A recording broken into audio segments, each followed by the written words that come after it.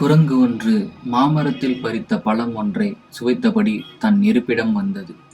பழத்தின் கொட்டையை மண்ணில் போட்டபோது யோசனை ஒன்று தோன்றியது.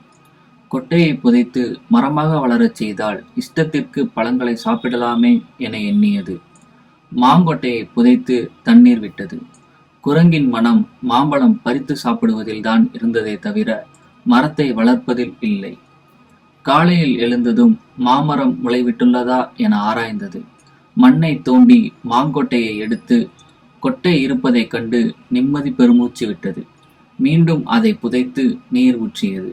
தினமும் இப்படி எடுத்து பார்ப்பதும் புதைப்பதுமாகவும் இருந்தது. இப்படி செய்தால் முடிவு என்னாகும்? மாமரம் முளைவிடவே இல்லை. கோபம் வந்தது குரங்குக்கு.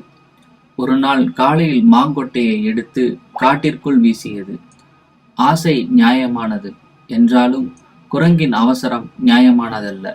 எல்லாவற்றிற்கும் காலம் அவசியம் தேவைப்படுகிறது.